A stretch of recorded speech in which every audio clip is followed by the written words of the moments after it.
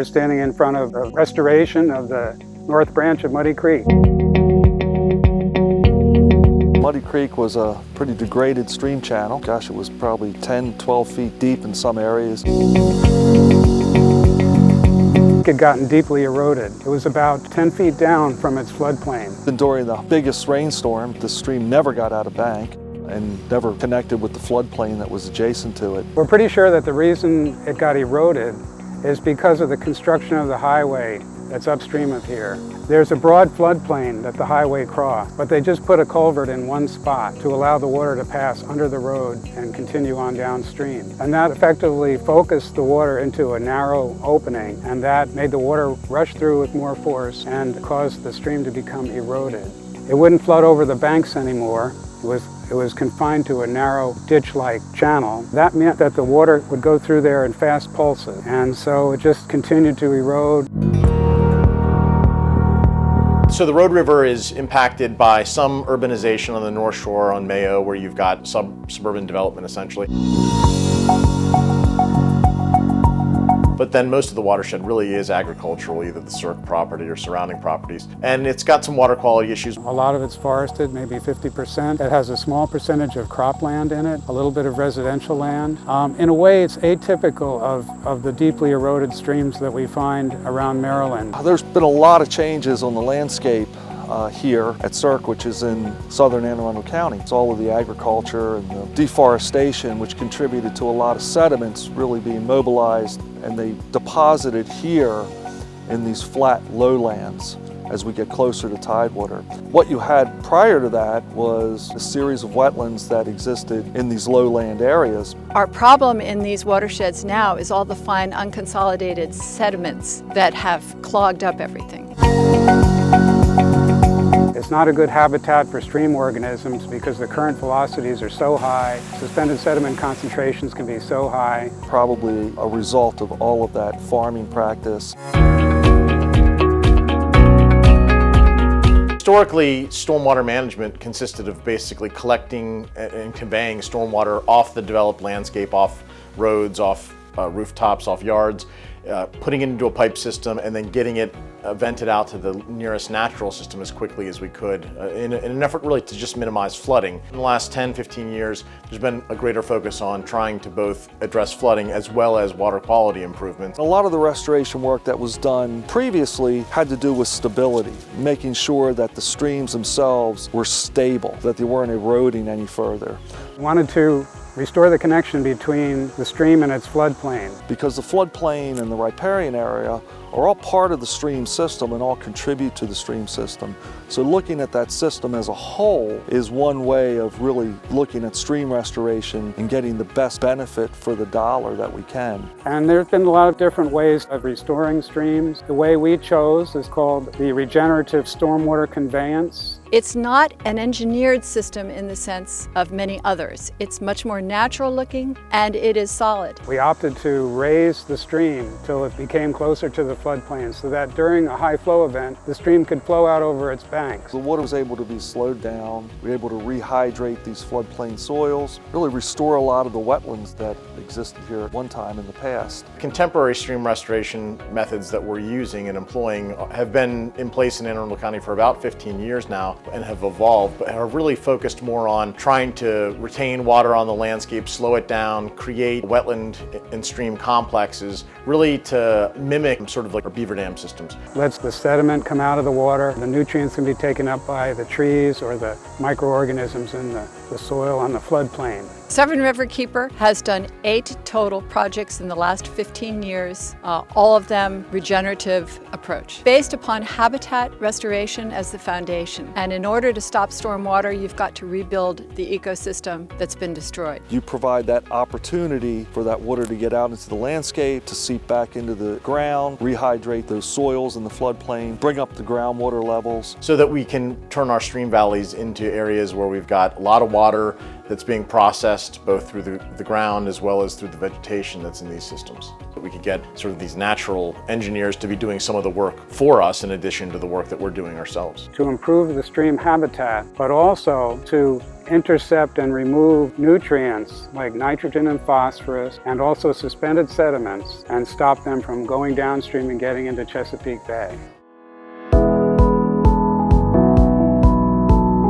What's really exciting about this project is it's a laboratory for these wonderful scientists who can study it. This stream restoration really fits into a larger context for research at the Smithsonian Environmental Research Center.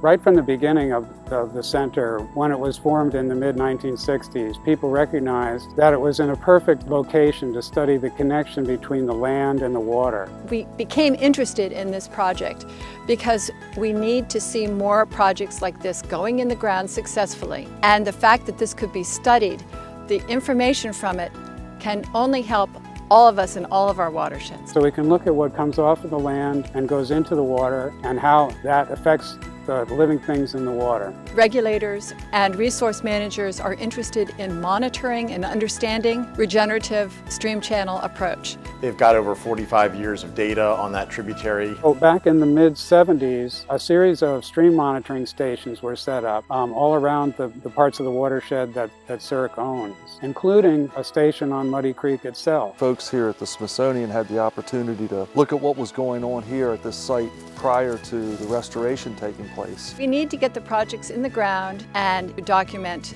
its efficacy. The issue is getting enough money to study. One of the big motivators for restoring streams around here is to try to reduce the inputs of nitrogen, phosphorus, and suspended solids into Chesapeake Bay. What we really try to do with a project like this is to maintain those seepy conditions that these floodplains, really had. And those are really good habitats for a lot of different species and things like salamanders and other amphibians. We're really not trying to recreate the original stream before humans got here. What we want to do is restore some of the functionality to the stream.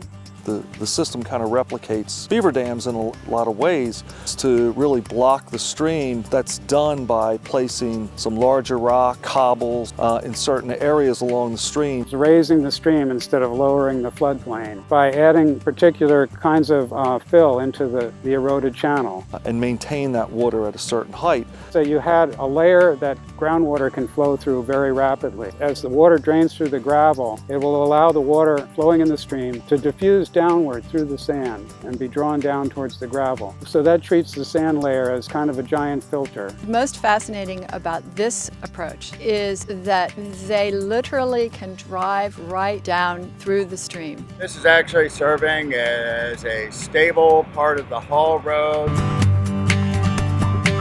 Even though the rains have come and gone, this is providing a very stable place for the dump trucks as part of the construction process. Put enough high-quality sand, wood chips, cobble in, and you create an incredible substrate. Wood chips are there to provide organic matter to support bacteria that help remove nitrogen and phosphorus from the water.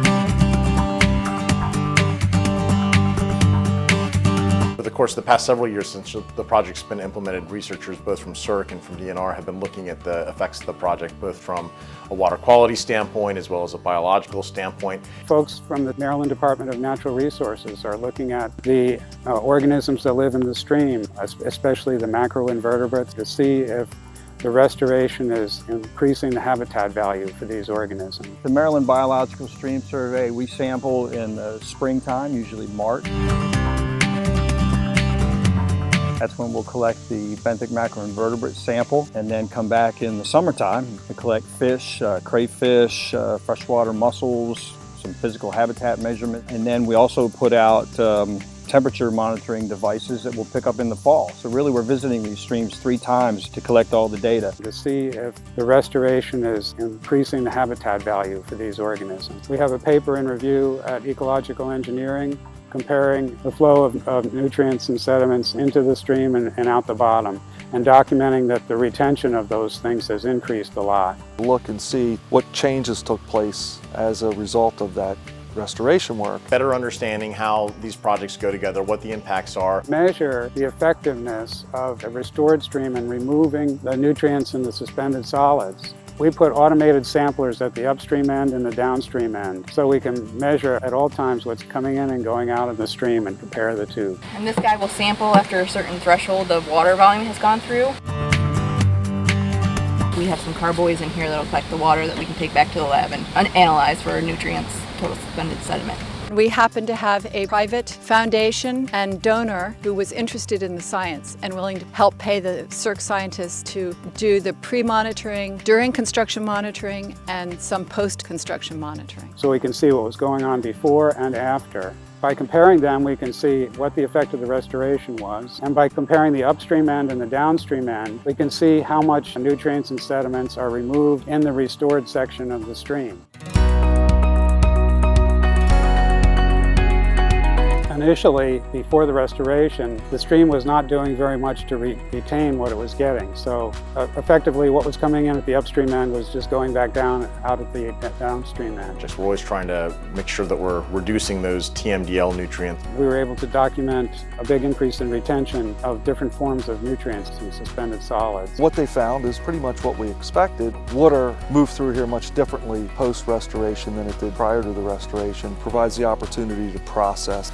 And that processing is what's necessary in order to get nutrient reductions and uptake and things like that. An incredible 75% reduction in total suspended solids and a very high level of reduced nitrogen and phosphorus. Documented in the restored reach, which is what we're aiming for in all these projects. So we found about a 40% retention of phosphate and total phosphorus, ammonium, and total nitrogen. It is definitely being productive as a type of approach. Does a really good job of processing nutrients and things like that. Going from close to zero to about 40% of what comes in at the top would get retained within the restored reach. Now that's an extremely high retention rate.